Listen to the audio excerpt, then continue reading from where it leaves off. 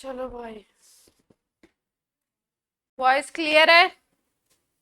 एक लॉ करा था हमने लास्ट में, law of conservation of mass. Second law कर लेते हैं, 4 5 है, धनाधन करेंगे अपन। Law of constant proportion.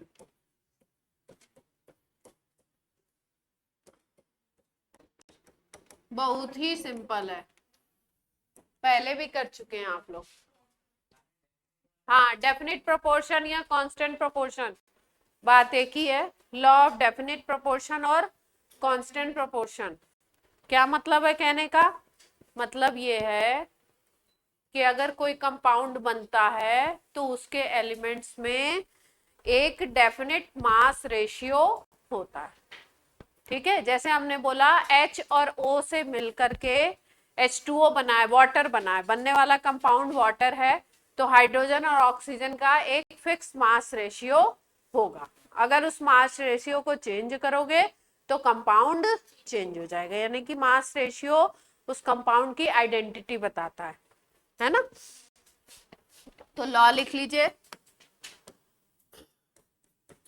In each compound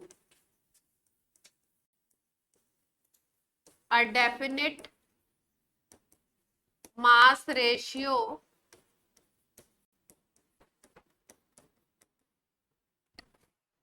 of their elements। Example में लिख लो, if H and O combines and form water, hydrogen और ऑक्सीजन कंबाइंड करते हैं और क्या बनाते हैं?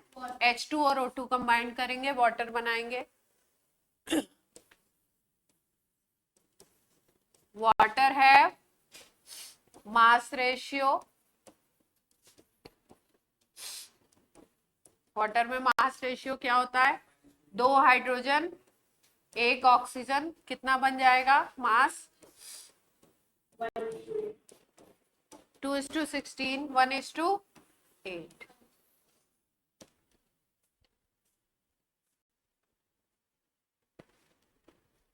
ठीक है, ये पहले भी कंपाउंड की डेफिनेशन में भी कर चुके हैं हम लोग यही चीज।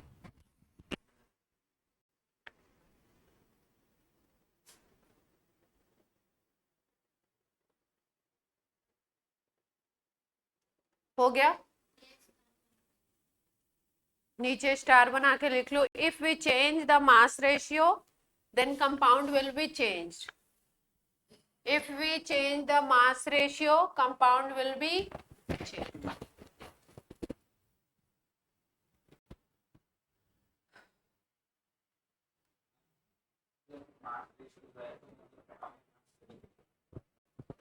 मास रेशियो क्या? हाँ, एटॉमिक मास से निकले।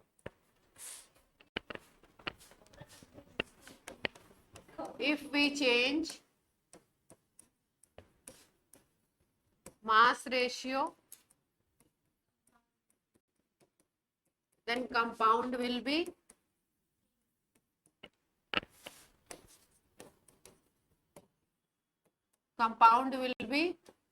changed। अब आपको मेरी राइटिंग समझ आने लगी है कि नहीं? नहीं, कुछ बच्चों की कंप्लेन है कि मैम की राइटिंग ही नहीं समझ है। कुछ बच्चे जैसे हाइड्रोजन और ऑक्सीजन का अगर रेशियो कर दो आप 2:32 कर दो, रेशियो कितना कर दो? 2:32, मतलब 1:16 कर दो, तो ये जो नया कंपाउंड बनता है ये बन जाता है H2O2।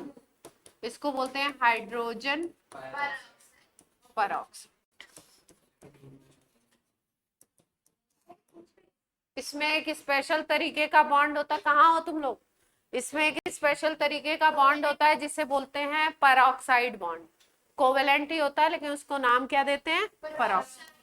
H O single bond O single bond H, ये जो बॉन्ड है इतने, इसको बोलते हैं परऑक्साइड बॉन्ड। ये यहाँ पे जरूरत नहीं थी, ऐसे ही बता दिया, आगे काम आएगा बॉन्डिंग वाले चैप्टर में। O सिंगल बॉन्ड O और उसके साइड में भी अगर सिंगल बॉन्ड है तो ऐसे बॉन्ड को क्या बोलते हैं? Peroxide bond. यहाँ पे हाइड्रोजन लगा दिया तो हाइड्रोजन परऑक्साइड हो गया, सोडियम लगा दोगे साइड में तो सोडियम परऑक्साइड, बेरियम लगा दोगे तो बेरियम परऑक्साइड हो जाएगा कंपाउंड।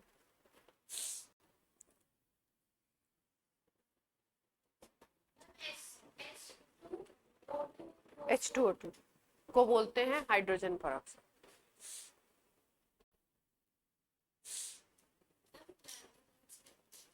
लेंथेनॉइड्स DNF ब्लॉक में आएंगे, कुछ स्पेशल एलिमेंट होते हैं,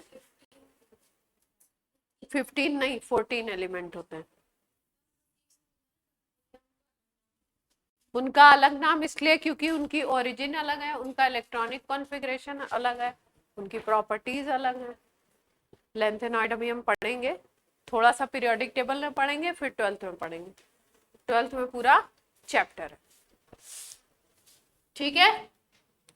जैसे कार्बन ऑक्सीजन से बना हुआ CO भी होता है और कार्बन डाइऑक्साइड भी होता है, रेशियो सबको पता है 12:16। यहाँ पे क्या हो जाएगा 12:32, 4 की टेबल से काट दीजिए तो कितना बन जाएगा, और यहाँ पे क्या बन जाएगा,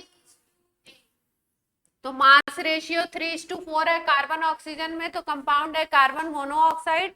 मास रेशियो 3:8 है कार्बन और ऑक्सीजन का, तो कार्बन डाइऑक्साइड, ठीक है।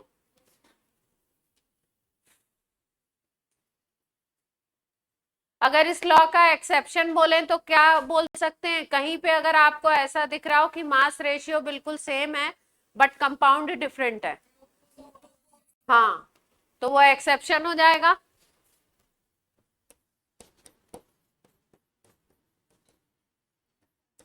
CH2O होता है आपका फॉर्मेल्डिहाइड और C6H12O6 क्या होता है, ग्लूकोज। इस कंपाउंड को बोलते हैं फॉर्मेल्डिहाइड।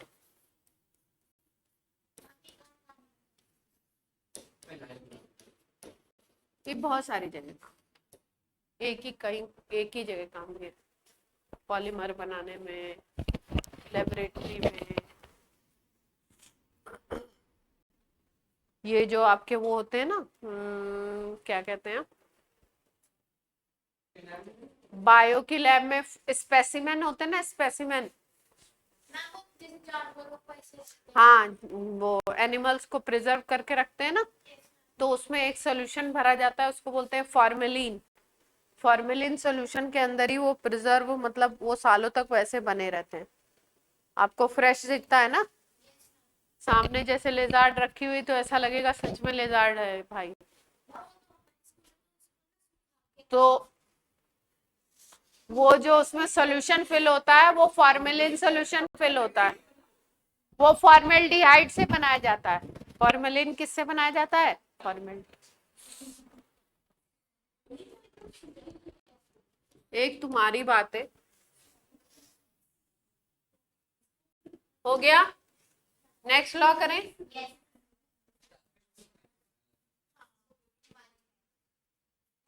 चलो नेक्स्ट लॉ लिखिए,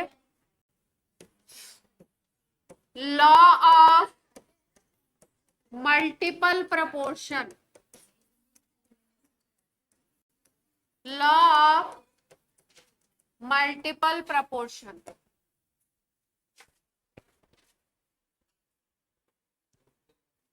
आप चाहें तो लॉ लिखने के लिए थोड़ी सी जगह छोड़ दीजिए, पहले एग्जाम्पल समझ लीजिए, एक पैराग्राफ छोड़ दीजिए और फिर नीचे पहले एग्जाम्पल समझ लीजिए। एक पैराग्राफ मतलब इतना 6 लाइन अप्रॉक्स, 6 लाइन्स। हाँ, तो मैं तो पहले ही, मैं तो अपने हिसाब से कराऊंगी, लेकिन आपको लिखना है पहले डेफिनेशन फिर एग्जाम्पल, तो देर लगेगी ना तुम लोग। हाँ हाँ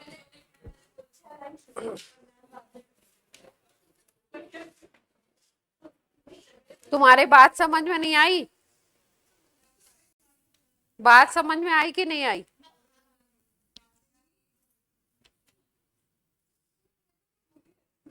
आया कि नहीं आया? नालायकों, देखो इधर बोर्ड पे देखो। नाइट्रोजन एक एलिमेंट है और दूसरा एलिमेंट है ऑक्सीजन। मल्टीपल प्रोपोर्शन क्या कहना चाहता है?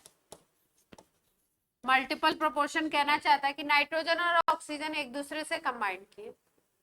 अब ऐसा जरूरी नहीं है कि एक ही कंपाउंड बनाए, नाइट्रोजन और ऑक्सीजन मिलकर के नाइट्रोजन के 5 ऑक्साइड बनाते हैं। कितने ऑक्साइड बनाते हैं? 5 ऑक्साइड।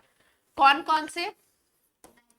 NO बनेगा, N2O बनेगा, NO2 बनेगा, N2O3 बनेगा, N2O5 बनेगा।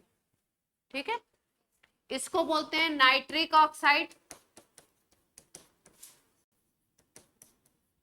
इसको बोलते हैं नाइट्रस ऑक्साइड, N2O को।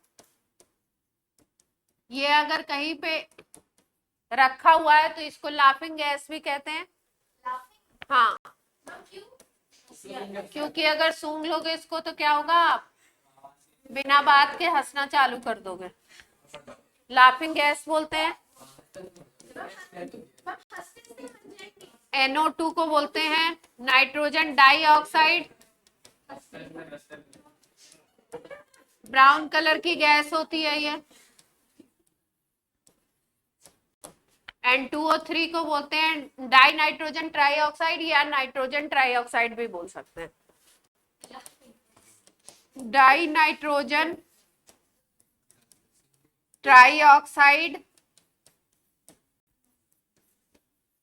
और डाई नाइट्रोजन पेंटाऑक्साइड। ठीक है, तो नाइट्रोजन और ऑक्सीजन मिलके कितने ऑक्साइड बना रहे हैं? 5। नाइट्रोजन बेसिकली N2 और O2 कंबाइंड करेगा, 5 तरीके के ऑक्साइड बना दिए इसने। ठीक है, इसमें ये बोल रहे हैं कि इन सारे ऑक्साइड्स में, इन सारे कंपाउंड्स में अगर एक एलिमेंट का मास आप फिक्स कर दीजिए और सेकेंड एलिमेंट के मास को ऑब्जर्व करिए, तो आप देखेंगे कि जो सेकेंड एलिमेंट के मासेस हैं वो एक सिंपल होल नंबर रेशियो में हैं। सिंपल होल नंबर रेशियो मतलब 1:2:3 या 1:3:4, मतलब होल नंबर आएगा रेशियो में। ठीक है, तो देखते हैं जरा रेशियो निकाल के, क्या रेशियो आता है। ये नोट कर लो ऑक्साइड सारे।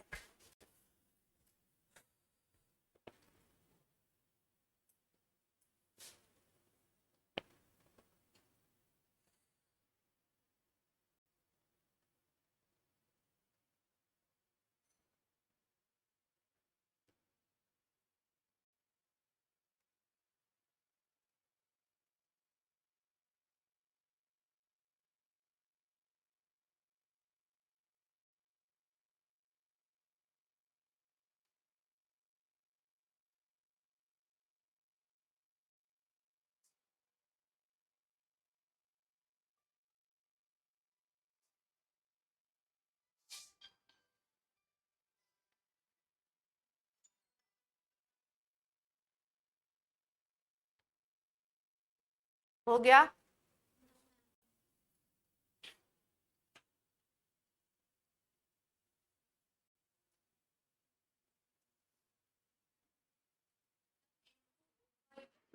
N2O5, N2O5 को डाई नाइट्रोजन पेंटाऑक्साइड या नाइट्रोजन पेंटाऑक्साइड भी बोलते हैं।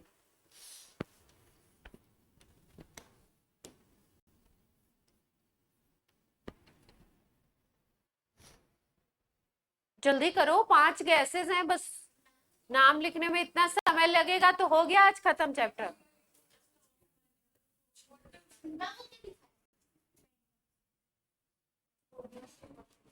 हो गया? अब इन चारों को देखते हैं और रेशियो लेते हैं। N2O ले लिया, N2O के बाद ले लो NO, इसके बाद ले लो N2O3, फिर ले लो NO2, फिर ले लो N2O5। ठीक है, हम क्या करना है इसमें ध्यान से देखो, नाइट्रोजन को फिक्स करना चाह रहे हैं। नाइट्रोजन को फिक्स रखने का मतलब क्या है कि आप नाइट्रोजन का अमाउंट सब में सेम ले लीजिए। ठीक है, तो आप देख पा रहे हैं कि पहले में तो 2 नाइट्रोजन एटम है, दूसरे वाले में भी 2 हैं, पांचवें वाले में भी 2 है, बट ये जो बीच वाले हैं इनमें क्या है, 2 नहीं है। तो प्रोपोर्शन आपको किस हिसाब से करना है, नाइट्रोजन के 2 कर दीजिए या नाइट्रोजन का 1 भी कर सकते हैं, है ना, जिसमें 2 है उसमें हाफ कर लें अपन। तो ऐसा करें कि 2 करने के लिए यहाँ पे क्या दिख रहा है प्रोपोर्शन, 2 नाइट्रोजन के साथ कितने ऑक्सीजन है, 1 ऑक्सीजन। यहाँ पे अगर तुम डबल करोगे नाइट्रोजन को तो ऑक्सीजन भी डबल हो जाएगा। डबल कर दिया हमने प्रोपोर्शन को चेक करने के लिए। यहाँ पे अगर देखो तो 2 नाइट्रोजन के साथ कितने ऑक्सीजन दिखाई दे रहे हैं। यहाँ पे अगर डबल कर दो, क्योंकि नाइट्रोजन को फिक्स करना चाहते हैं इसलिए 2 नाइट्रोजन के साथ 4 ऑक्सीजन हो जाएंगे। यहाँ पे 2 नाइट्रोजन के साथ कितने ऑक्सीजन दिखाई दे रहे हैं, 5। ये बात क्लियर हुई। 2 का मल्टीप्लिकेशन वहां किया है जहां पे नाइट्रोजन 1 था। हम रेशियो निकालना चाहते हैं और रेशियो में क्या करना चाहते हैं, एक एलिमेंट को फिक्स करना चाहते हैं। फिक्स का मतलब उसका अमाउंट सेम रखना चाहते हैं।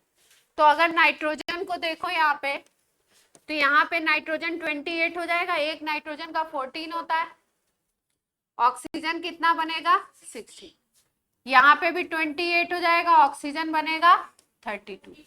यहाँ पे भी नाइट्रोजन 28 अप कर दिया, ऑक्सीजन बन गया 48। यहाँ पे भी नाइट्रोजन 28 कर दिया, ऑक्सीजन बन गया 64। यहाँ पे नाइट्रोजन 28, ऑक्सीजन कितना बन गया, 80। ठीक है, एक को हमने क्या किया है, नाइट्रोजन को हमने फिक्स कर दिया। जब एक एलिमेंट को के मास को आप फिक्स रखते हो, कांस्टेंट रखते हो, तो बाकी जो कंपाउंड्स हैं, सारे जो कंपाउंड्स हैं उनमें आप देखते हो कि जो अदर एलिमेंट है उसका भी जो मास रेशियो है वो क्या आता है आपका, होल नंबर रेशियो। क्या कहने का मतलब है कि पहले कंपाउंड में अगर ऑक्सीजन को देखो तो 16 थी, दूसरे में अगर देखो तो 32, तीसरे में देखो तो 48, चौथे में देखोगे तो 64, पांचवे में कितनी आ गई, 80। अगर इसको सिंपल 16 की टेबल से कट कर दो तो क्या आ जाएगा, 1:2, 2:3, 4:5। यानी कि अगर एक एलिमेंट को आप फिक्स कर देते हो, 2 एलिमेंट मिलके डिफरेंट कंपाउंड बना रहे हैं, उसमें से एक एलिमेंट के मास को अगर आपने फिक्स कर दिया तो जो सेकंड वाला एलिमेंट है वो सारे कंपाउंड्स में उसका रेशियो क्या होगा, simple whole number ratio. Simple whole number ratio दिखाई दे रहा है, कहीं पे भी कोई आपका डेसिमल वगैरह में नहीं आया, सारे नंबर कैसे हैं, होल नंबर, 1:3:4:5। क्लियर है बात।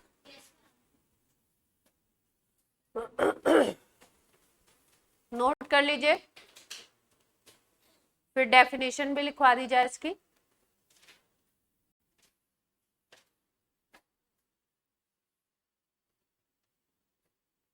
अथर्व कोई प्रॉब्लम है, इधर उधर कहाँ देख रहे हो,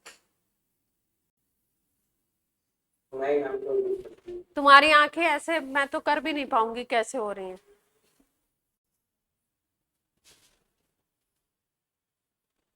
ऐसे नहीं करते हैं, कैसे इधर आ जाए और फिर इधर आई बॉल पूरा ऐसे से कर। हाँ नोट हो गया। ऑक्सीजन को फिक्स करके नाइट्रोजन का रेशियो भी देख सकते हैं।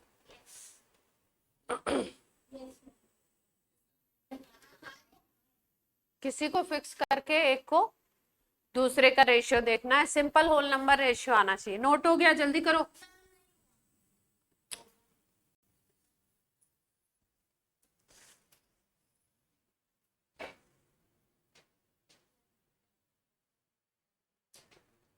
आज चैप्टर खत्म कर देना है किसी भी हाल में, और मेरी सेकंड क्लास भी है इसके बाद, 12th वालों की भी, तो इसलिए अपने पास ज्यादा टाइम भी नहीं है। तुम कर लेना जल्दी।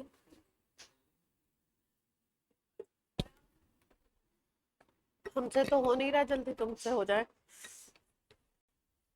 जल्दी करो, तुम स्पीड बढ़ाओ।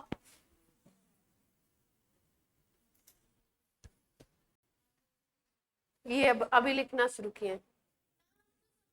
अब तुम बगल वाले से लिखना। हो गया? अब रेशियो लिख लो खुद से। दूसरे एग्जाम्पल से भी इसको सी और CO2 से भी समझ सकते हैं। किसको फिक्स करें? कार्बन को फिक्स कर दें, पहले से फिक्स दिखाई दे रहा है। ऑक्सीजन, पहले के ऑक्सीजन और दूसरे के ऑक्सीजन में कितना रेशियो दिखाई दे रहा है? सिंपल होल नंबर रेशियो है। इसको क्या किया था? फिक्स।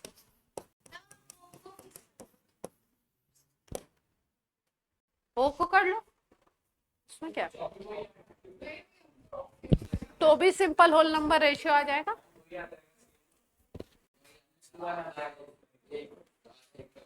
इधर 1 आएगा, उधर 2 आ जाएगा, 2:1। हाँ ठीक है, लॉ लिख लीजिए फटाफट से। It is given by Dalton. किसने दिया था भाई? ये कौन है?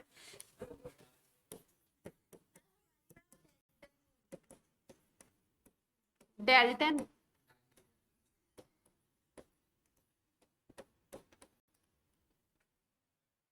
लॉ लिख लो भाई, लॉ नोट करो। मैं नहीं लिख रही, तुम लोग लिखोगे। If two elements, if two elements, if two elements can combine and form more than one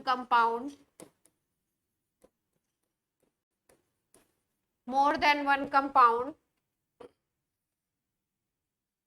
the masses of one element, the masses of one element, masses of one element that combined with fixed mass, that combined with fixed mass of other element,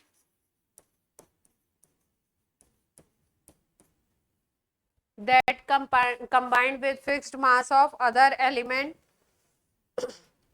are in the ratio of small whole numbers, are in the ratio of small whole number। हो सकता है NCERT में और simplest way में लिखी हुई हो, यही सेम लिखी है। याद अगर करनी है तो किसकी करनी है? एनसीईआरटी की, एनसीईआरटी की, यही एनसीईआरटी की है। हो गया? समझ आई गया? चलिए नेक्स्ट लॉ पे आ जाते हैं। अब एक और लॉ है, उसमें भी रेशियो की बात की गई है, लेकिन पहले गैलसॉक लॉ बता देते हैं, एवोगैड्रो लॉ बता देते हैं, उसके बाद उसको बताते हैं, क्योंकि रेशियो में उसमें कंफ्यूज हो जाएंगे। कई बार तो मैं वो वाला बताती भी नहीं हूँ, क्योंकि उसमें बहुत बच्चा कंफ्यूज हो जाता है। तो पहले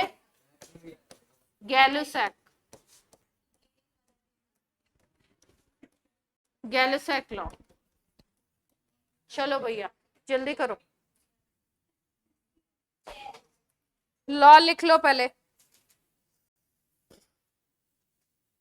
at constant temperature and pressure, अगर प्रेशर टेम्परेचर आपने कांस्टेंट रखा है, at constant temperature and pressure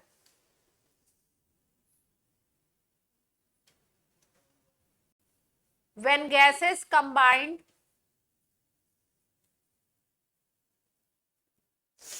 when gases combine and produce gases, when gases combine and produce gases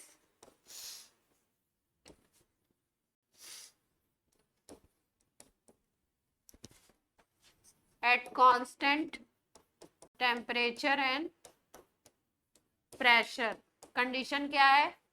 temperature pressure ना चेंज करिए, अगर गैसेस कंबाइन कर रही हैं और गैसेस ही बन रही हैं प्रोडक्ट में, then they do so in simple plus minus, in simple ratio by volume. Definition का मीनिंग समझिए, लिख तो लिया जो।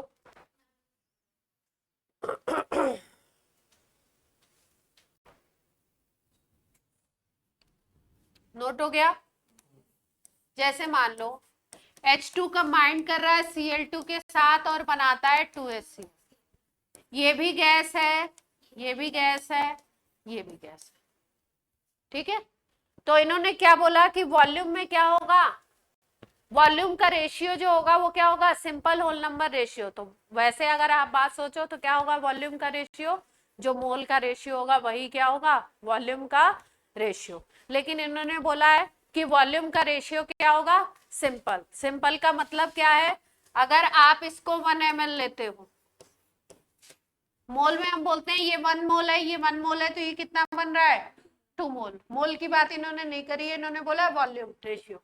अगर ये 1 ml है तो ये कितना यूज होगा, 2 ml, और ये कितना बने, सॉरी 1 ml, और ये कितना बनेगा, 2 ml। कुछ खास बात है? शुरू में भी शायद करवाया था। जैसे मान लो नाइट्रोजन, सब क्या होनी चाहिए, गैसेस होनी चाहिए। रिएक्टेंट प्रोडक्ट सब क्या होनी चाहिए, गैसेस। गैलेसॉक लॉ किसके लिए दिया गया है, गैसेस के। नाइट्रोजन और हाइड्रोजन कंबाइन कर रहे हैं और अमोनिया गैस बना रहे हैं। अगर ये Xml है तो ये कितना होगा, 3Xml। ये कितना बनेगा, 2Xml। 1 3 2 रेशियो दिख रहा है, 1 3 2, इसी रेशियो में। 3 + 1 4 नहीं, हाँ वॉल्यूम में ये रेशियो नहीं है। जी जी बोलते रहिए।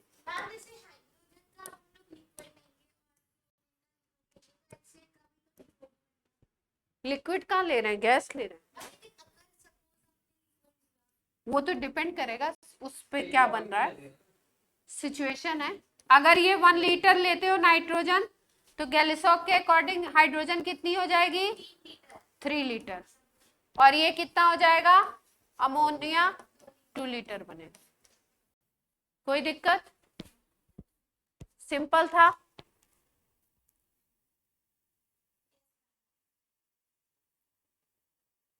बोलो भाई।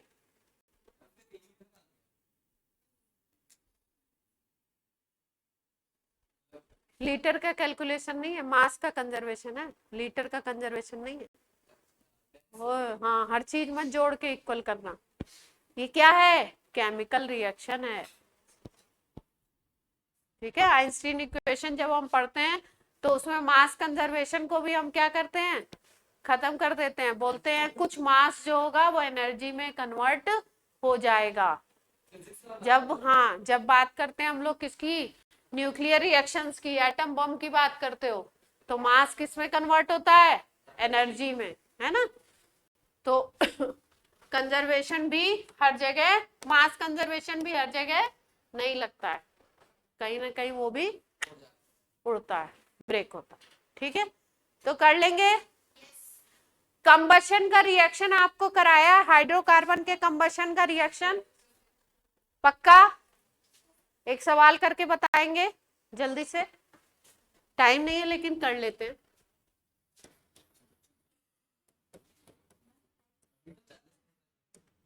हाँ, कराना बहुत है अभी। BITS बिट्स का सवाल है, ठीक है, तो सिंपल होगा, ज्यादा सोचने की बात नहीं है। क्वेश्चन की लैंग्वेज सुनिए। एक सिलेंडर है, ठीक है, इसमें दो गैसेस फिल हैं, दो गैसेस के बारे में बता दिया गया है, एक है C2H4, एक है C2H6।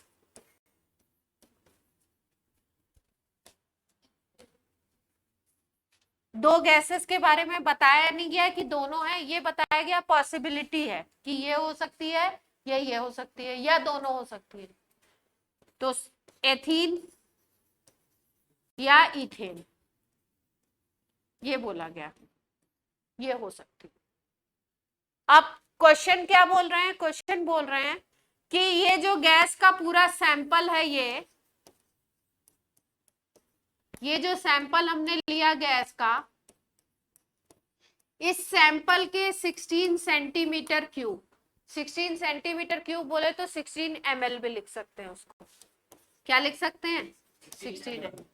16 सेंटीमीटर क्यूब को ऑक्सीजन की प्रेजेंस में जलाया जाता है और ऑक्सीजन की जरूरत पड़ती है 48 सेंटीमीटर क्यूब, यानी कि 48 ml की जरूरत पड़ती है। इसको क्या करते हैं हम लोग? कंप्लीट कंबशन करते हैं इसका।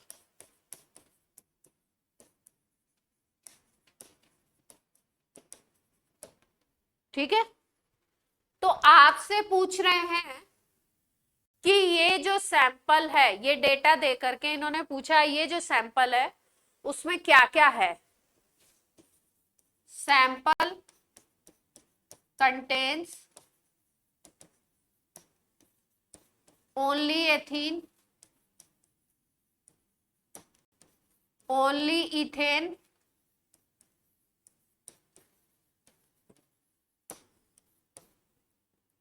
both in 1:1 ratio, none of these।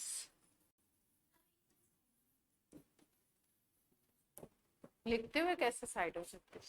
अब बोलो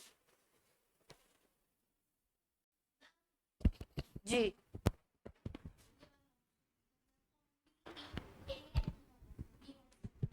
C2H6 है, इथेन है। निकालो। हाँ करना है, इसीलिए तो मैं तो बैठ गई हूँ। कंबशन का रिएक्शन लिखना है दोनों का, और देखना है कि किसके कितने मोल लग रहे हैं, उसी के हिसाब से ml लगेंगे। गैलोसॉक लॉ लगाना है। टेम्परेचर प्रेशर की कोई कंडीशन दी नहीं है, इसका मतलब टेम्परेचर प्रेशर कांस्टेंट है।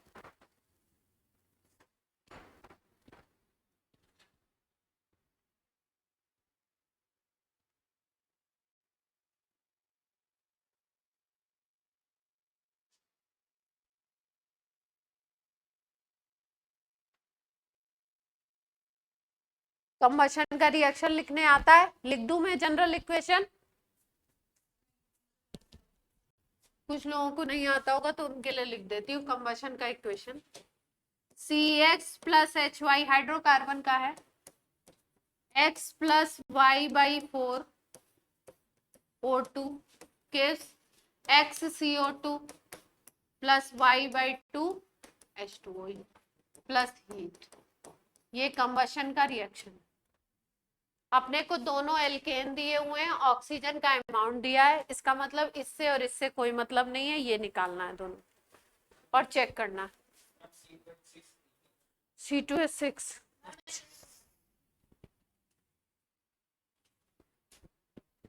मैम ऑप्शन दिखा दीजिए।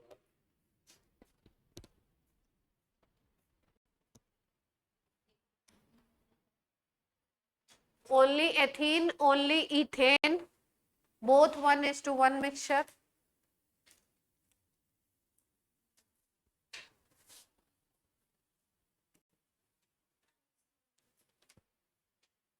से बहुत गर्मी है, दिमाग बहुत गर्म हो जाता है। मैम आ गया, एक होगा ओनली इथीन जैकेट पहन के आए हो, आते हैं ना वो कॉटन के जैकेट हल्की सी ठंड के लिए। हाँ, इसको ठंड लगती है ना, मुझे गर्मी लगती है, मैं क्या करूँ।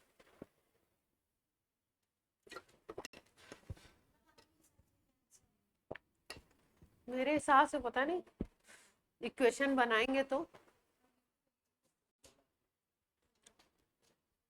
आया आंसर? नहीं आया तो मैं बताऊं, ए या बी? ए।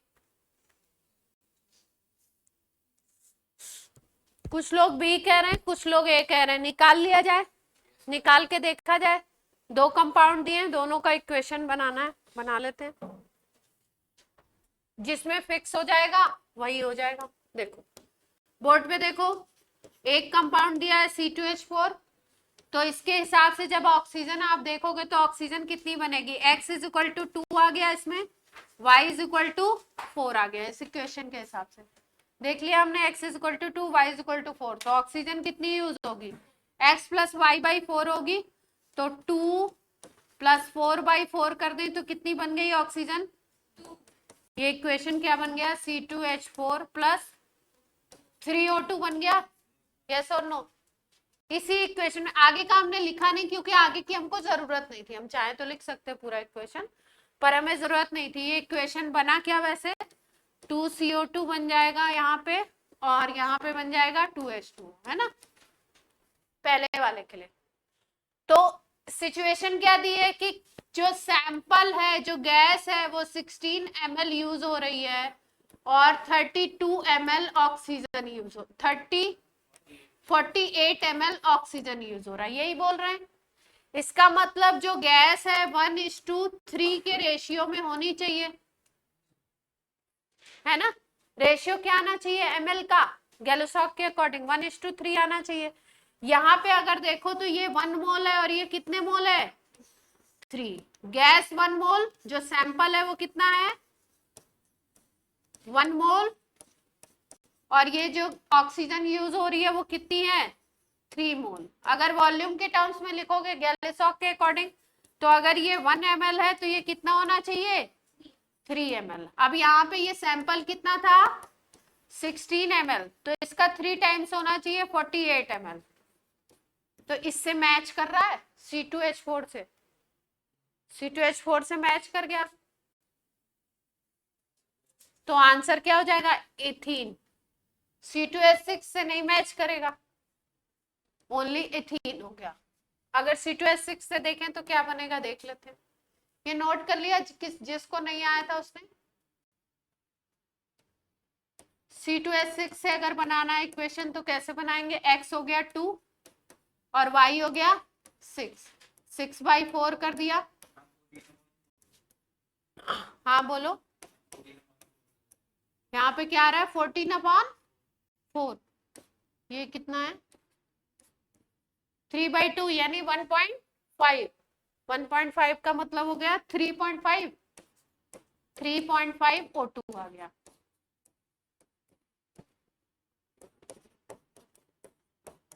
है ना, यही आएगा। इधर वाटर भी लेंगे, वाटर भी बैलेंस करके लिखेंगे, y/2 होता है ना, तो 3O2 आ जाएगा। ऑक्सीजन बैलेंस है, देख लो, 3.5 मल्टीप्लाइड बाई 2 7 आ जाएगा, 4 ऑक्सीजन इधर, 3 ऑक्सीजन इधर, 7 होगा। तो यहाँ पे अगर देखो तो 3.5 ml अगर ऑक्सीजन है तो ये कितना यूज होगा, 1 ml यूज होगा। और इसका डेटा दे रखा था कि सैंपल कितना है, 16 ml। अगर ये 16 ml है तो इसका 3.5 टाइम्स यूज होना चाहिए। अगर ये आंसर होता तो क्या होता, ज्यादा हो जाता ना, 16 और ये 3.5 का मल्टीप्लाई कर लो जल्दी से, कितना है, 56। तो कितना आना चाहिए था, अगर इथेन होता तो 56 ml होता। एथीन है तो कितना आया है 48, 3 टाइम्स। जी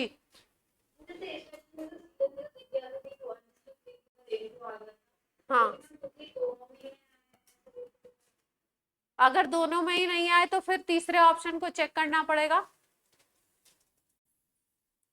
फिर एक के लिए अमाउंट को x मान के, दूसरे के लिए y मान के, या एक के लिए x मानो, दूसरे के लिए 3.5x मानो, ऐसे मानना पड़ेगा।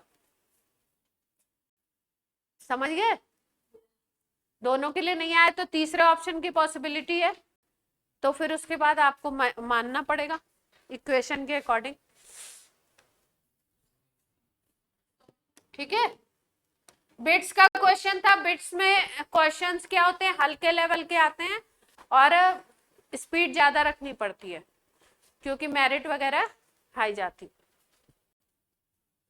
चलो, गैलिसॉक लॉ हो गया, एवोगैड्रो लॉ करा चुके हैं आपको, बोल दो, बता दो क्या कराया था, उससे क्यों पूछ रहे हो? क्या कराया था एवोगैड्रो लॉ?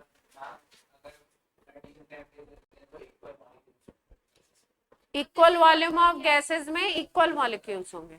अगर किसी गैस के टेम्परेचर प्रेशर की कंडीशन आपने सेम रखी है, 25 डिग्री सेंटीग्रेड पे अमोनिया ले ली, उसका 1 लीटर ले लिया, 25 डिग्री सेंटीग्रेड पे हाइड्रोजन ले ली, उसका 1 लीटर ले लिया, तो इक्वल वॉल्यूम में इक्वल नंबर ऑफ मॉलिक्यूल्स होंगे। अगर एक में एक्स है तो दूसरे में भी एक्स होंगे। अगर वॉल्यूम डबल करोगे मॉलिक्यूल डबल, वॉल्यूम हाफ करोगे मॉलिक्यूल हाफ। शायद करा चुके हैं, देख लो,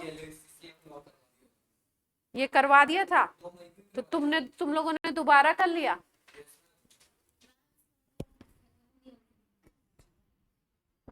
ये पहले करा दिया था तो आपने बोला क्यों नहीं कि मैम ये रिपीटेड चल रहा है? अरे हमारे हिसाब से तो चलेगी, पर ऐसा थोड़ी एक ही चीज कराते रहेंगे। मुझे हल्का सा लग तो रहा था कि शायद करा दिया है, पर आप लोगों ने कोई शक ही जाहिर नहीं किया, इसका मतलब आप लोग पढ़ नहीं रहे हो। क्यों गार्गी?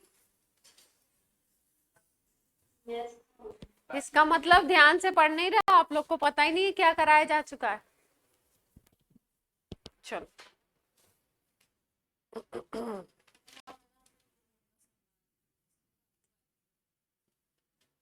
क्या क्या क्या क्या बोला? क्या नाम है ओजस्विनी ने? चलो भैया, एक और छोटू सा टॉपिक है, सिग्निफिकेंट फिगर। फिजिक्स में करा दिया गया पक्का? सबको आ गया? आज ही हुआ है? यूनिट एंड मेजरमेंट में आता है, निकालना सीख गए, कोई भी नंबर दे दें, ठीक है? तो आप कर लीजिएगा क्योंकि केमिस्ट्री में भी कभी कभी पूछ लेते हैं, कभी 11th में उसका एडिशन सब्ट्रैक्शन और ये सारा सिखा दिया, डिवीजन वगैरह। राउंड ऑफ आता है सबको? राउंड ऑफ भी होगा पहले चैप्टर में। ऑनलाइन वाले बोल नहीं रहे, क्या बात है? ऑनलाइन वाले भी कर चुके हैं, आ चुका है ना, तो अब चैप्टर में कुछ रहता नहीं है। रेसिप्रोकल बता दूं फिर तो, लॉ ऑफ रेसिप्रोकल बता दूं, बाकी सब हो गया है। देखो डायमेंशन में कुछ बताना नहीं है क्योंकि डायमेंशन आप फिजिक्स में पढ़ोगे, तो खामखा में यूनिट डायमेंशन बताने का कोई मतलब है नहीं। ये टेम्परेचर वाली यूनिट करवाई गई है फिजिक्स में, F-32/9 is equal to C/5। ये कन्वर्जन का एक सिंपल फॉर्मूला है, याद रख लो। अपना सवाल अगर आया तो बहुत ही सिंपल आएगा, 11th में आएगा, जेई में आएगा भी नहीं, तो बस सिंपल टेम्परेचर कन्वर्जन याद कर लो बस, और कुछ नहीं करना।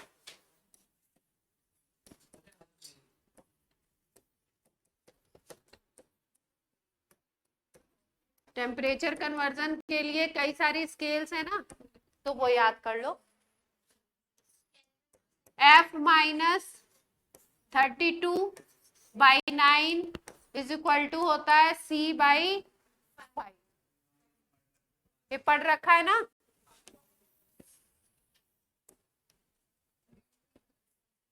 केल्विन में कन्वर्ट करना और डिग्री सेंटीग्रेड को तो क्या करते हैं,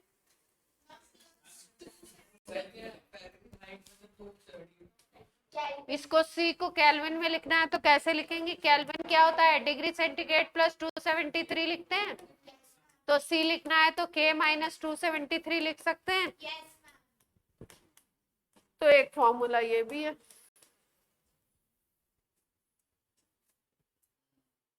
केल्विन, डिग्री सेंटीग्रेड और फ़ारेनहाइट स्केल, ठीक है। साइंटिफिक नोटेशन बताया गया नहीं, ये भी एक लाइन का टॉपिक है, एक लाइन का टॉपिक। बेसिकली ये क्या है, सब मैथमेटिक्स फर्स्ट चैप्टर में आपको ये सिखाया गया है कि केमिस्ट्री में पढ़ते वक्त आपको कौन कौन से टूल्स की जरूरत पड़ेगी। टेम्परेचर मेजर करना है तो क्या यूनिट अगर किसी की चाहिए तो क्या यूज करेंगे, ये चीजें बताएगी, ठीक है। साइंटिफिक नोटेशंस, कोई भी बड़ा सा नंबर दिया हुआ है उसको आप लिख रहे हो n मल्टीप्लाइड बाई 10⁻n के फॉर्मेट में। Writing a number in format, कौन सा फॉर्मेट लोगे, n मल्टीप्लाइड बाई 10⁻n। इसी को क्या बोलते हैं हम लोग, साइंटिफिक नोटेशन।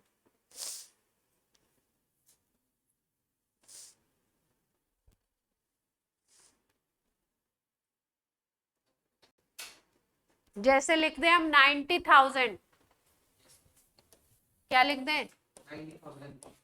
तो इसको साइंटिफिक नोटेशन में क्या लिख सकते हो, 90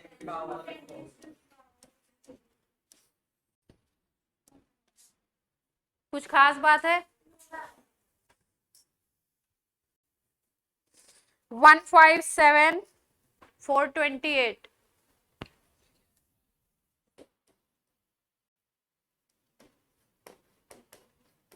लिख दो इसको साइंटिफिक नोटेशन में।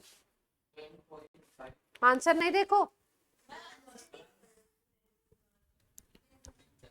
157,428 नंबर दिया हुआ है, इसको साइंटिफिक नोटेशन में लिखो।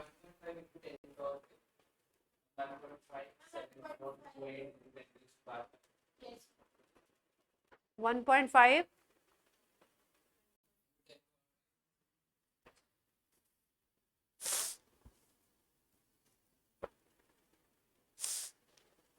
पूरा नंबर लिखेंगे,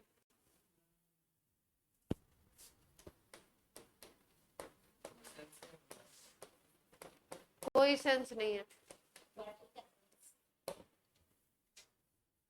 ठीक है। कुछ खास बात है, कुछ नहीं है, कैसी चीज है, लड्डू बेकार। लॉ ऑफ रेसिप्रोकल प्रोपोर्शन कर लेते हैं ना, खत्म कर देते हैं, सारे लॉस कर लिए तो एक को क्यों छोड़ना खाम खाम। अच्छा, इसमें एक यूनिट सिस्टम में प्रीफिक्स और सफिक्स, प्रीफिक्स दिए होंगे एनसीईआरटी में आपके। डेसी का मतलब क्या है, सेंटी का मतलब क्या है, मिली का मतलब क्या है, माइक्रो का मतलब क्या है, ये मतलब आपको मालूम होने चाहिए, मतलब लर्न करने आपको, ठीक है। जेप्टो क्या है, योक्टो क्या है, योटा क्या है, जीटा क्या है। कभी कभी ये जो अलग अलग से है ना, जेप्टो, योटो, जीटा, ये सब क्वेश्चन में बना के लिख के दे देंगे तो फिर क्या हो जाएगा, याद नहीं है तो मामला खराब हो जाएगा, नंबर ही नहीं पता चल रहा क्या है। हाँ, लिख दिया 5 योक्टो, क्या लिख दिया 5 योक्टो। अब 5 योक्टो का क्या मतलब पता नहीं, 24 दे रखा है, 10⁻⁻24। जेप्टो दे रखा है 10⁻⁻21। जीटा इज 10⁻² प्लस 21 और माइनस 21 में जेप्टो, जीटा जेप्टो। ठीक है, तो भैया याद कर लो।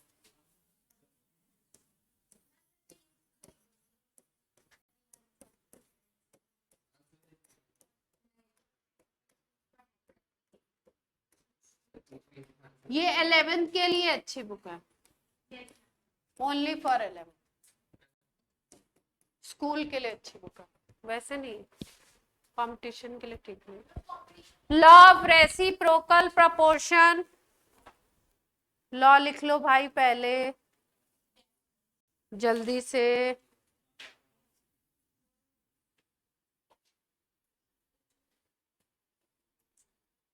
The ratio of masses,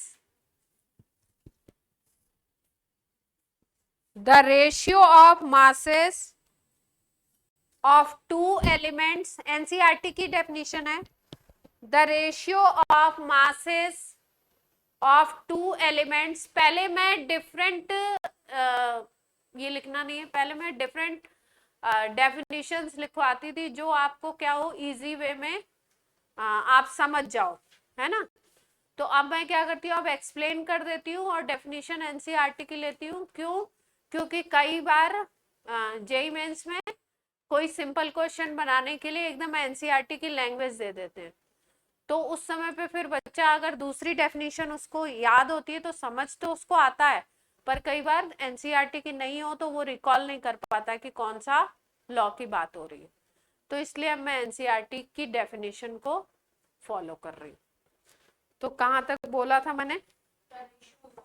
the ratio of masses of two elements A and B which combines separately with a fixed mass of third element C, which combines separately with a fixed mass of third element C is either the same or some simple multiple of ratio of masses, ratio of masses in which A and B combine directly with each other।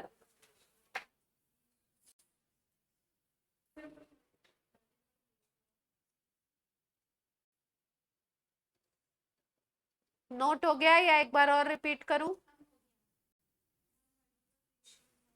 The ratio of masses of two elements A and B which combine separately with fixed mass of third element C is either the same or some simple multiple of the ratio of masses in which A and B combine directly with each other।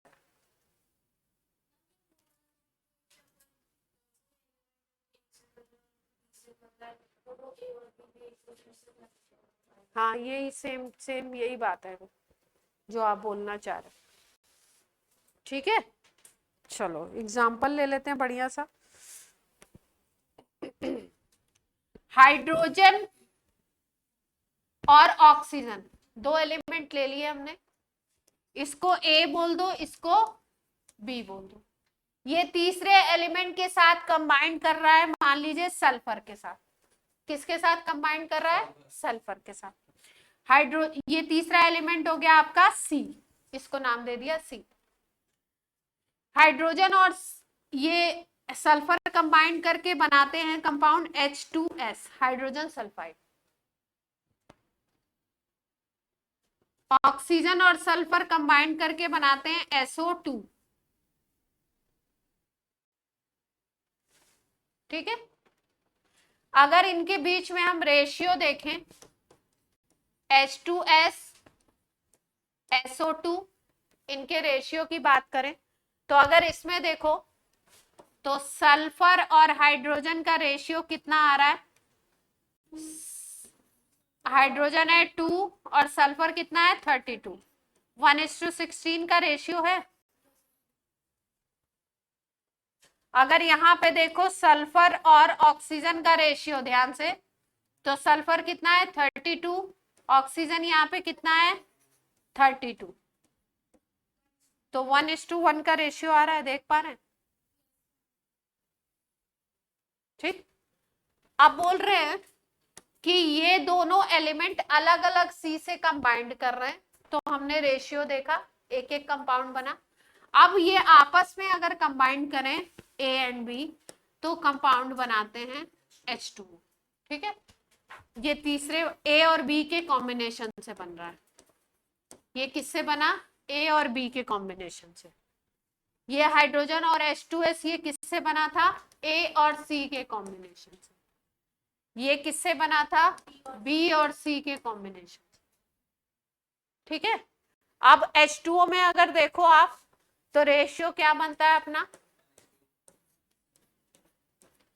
1:8 का ratio आता है।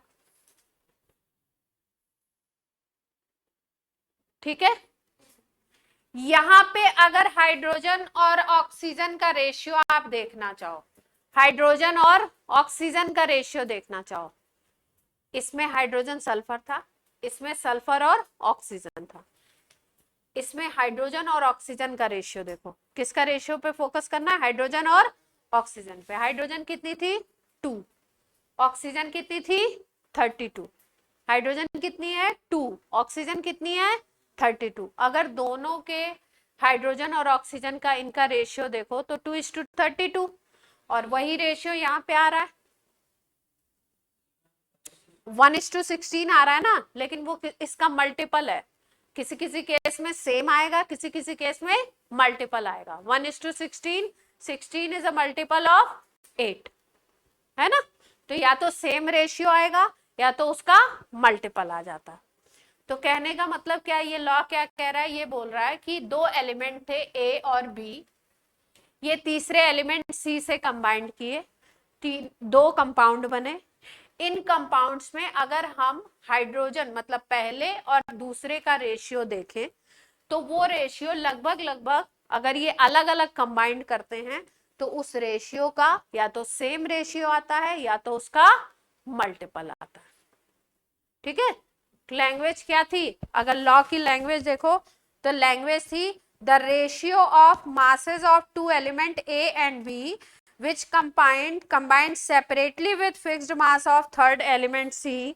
Third element जो C लिया है उसका मास क्या करना पड़ेगा, हमको फिक्स करना पड़ेगा। C के मास को हमने फिक्स कर दिया। देखो सल्फर यहाँ भी 32 है, सल्फर यहाँ भी 32 है। अगर इसको फिक्स कर दो और फिर ये A और B के बीच में रेशियो देखो तो A और B अगर अलग से खुद कंबाइंड कर रहे हैं तो वो या तो सेम रेशियो आएगा या उसका मल्टीपल आएगा, सिंपल मल्टीपल। तो यहाँ पे अगर देखें तो कितना आया था 2:32, मतलब 1:16 आएगा। अगर यहाँ हाइड्रोजन ऑक्सीजन का रेशियो देखो, यहाँ क्या आया 1:8, उसका मल्टीपल है। ठीक है, तो इसीलिए रेसिप्रोकल प्रोपोर्शन में क्या होता है, बच्चा थोड़ा सा कम समझ पाता है, क्योंकि ये लास्ट स्टेप में अगर कोई ऐसे एग्जाम्पल आते हैं जिसमें सेम रेशियो नहीं आता है तो बोलता है सेम तो है नहीं, आप लॉ तो सेम का बता रहे हो, और इसका इस लॉ का कोई पर्पस बना इसका, कोई पर्पस नहीं है, फिर भी याद रखना है क्योंकि लॉ है। ठीक है, और कुछ खास बात ऐसी है नहीं। टाइम क्या हो रहा है 60, 5 मिनट और। मैम भी जल्दी से छुट्टी नहीं करती हैं। डाल्टन्स एटॉमिक थ्योरी, हाँ तो यही लास्ट तो है डाल्टन्स एटॉमिक थ्योरी। ठीक है, ये तो बहुत ही सिंपल है, इसमें तो कुछ है ही नहीं। इसके सारे पॉइंट क्या कर चुके हैं आप, पढ़ चुके हैं? नहीं पढ़ा है? हाँ, तो चलो पढ़ लेते हैं। 4-5 पॉइंट है, एकदम अच्छे से मजे से पढ़ लेते। हाँ नहीं, नेक्स्ट में क्यों कवर करना है?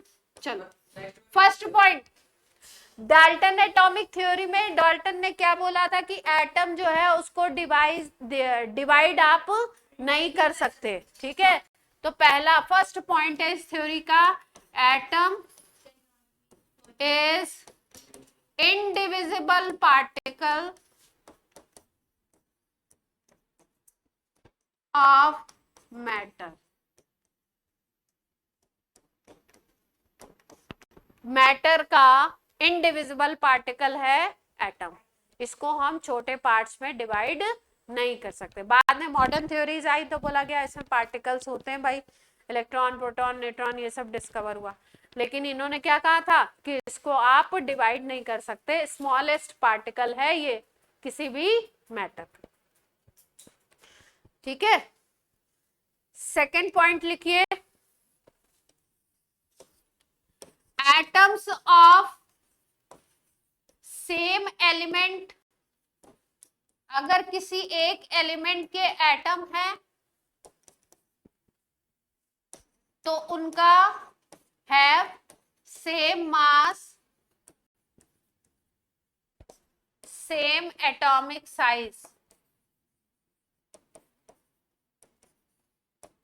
Same shape, shape, size, mass, ये सब क्या होगा? अगर एलिमेंट सेम है तो सेम होगा।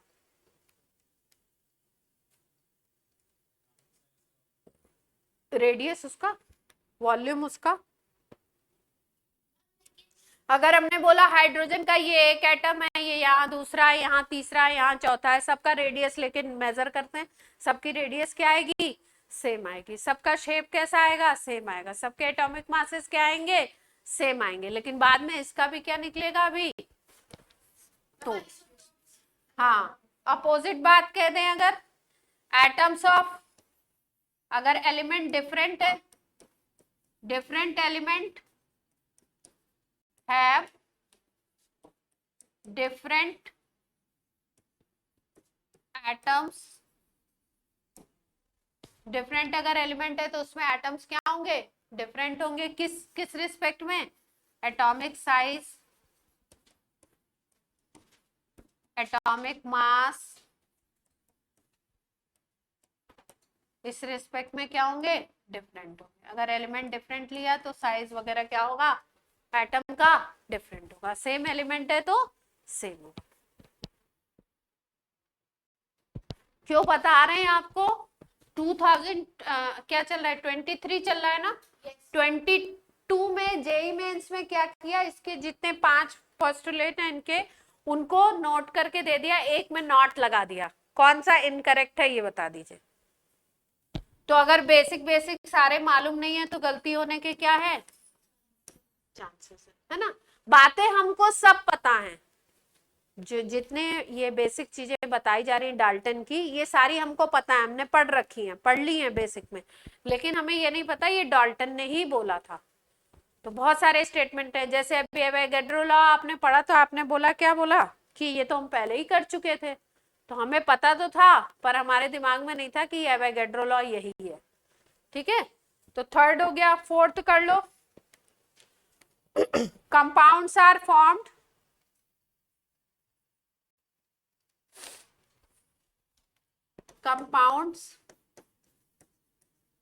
formed when different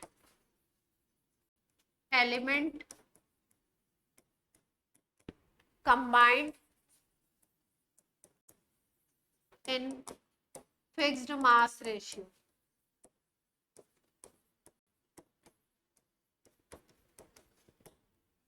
ये तो कंपाउंड की डेफिनेशन ही थी कि कंपाउंड क्या होता है? Different element fix mass ratio में मिलते हैं तो क्या बनाते हैं? कंपाउंड।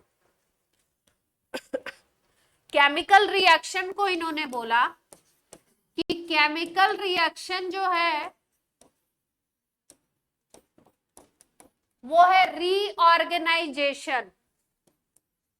केमिकल रिएक्शन को क्या बोला? Reorganisation of atoms. Reorganisation of atoms मतलब क्या है? देखो, जैसे मान लो जिंक रिएक्ट कर रहा है HCl के साथ, बना रहा है ZnCl2 और हाइड्रोजन, ठीक। तो डाल्टन ने क्या बोला कि केमिकल रिएक्शन कुछ नहीं है, क्या है? एक के साथ दूसरा था, दूसरे के साथ तीसरे को रख दिया, पहले को अलग कर दिया। यहाँ पे क्या किया हमने? जिंक अकेले था, H और Cl क्या थे? कंबाइंड फॉर्म में थे। अब क्या किया? जिंक किसके साथ कंबाइंड कर गया? क्लोरीन के साथ, और हाइड्रोजन क्या हो गई? अलग हो गई। रीऑर्गेनाइज कर दिया सिस्टम को, ठीक है। जैसे दो लोग यहाँ बैठे हुए थे, एक वहां बैठा था, उसको उठा के यहाँ कर दिया, इसको उठा के वहां पे कर दिया। तो इन्होंने केमिकल रिएक्शन को क्या बोला कि सिंपल एटम्स का रीऑर्गेनाइजेशन है। जबकि केमिकल रिएक्शन केवल यही नहीं होती है, केमिकल रिएक्शन के बहुत सारे पॉइंट्स होते हैं जो 10th में आपने पढ़े थे कि हीट निकलेगी, कलर चेंज होगा, बहुत सारे पॉइंट्स हैं। बट इन्होंने सिंपल वे में बोल दिया ये क्या है? रीऑर्गेनाइजेशन ऑफ एटम्स, ठीक। गलत तो नहीं है बट बहुत बेसिक है, ठीक। डन डनाडन डन। हाँ, वो सब एनसीईआरटी से करेंगे आप।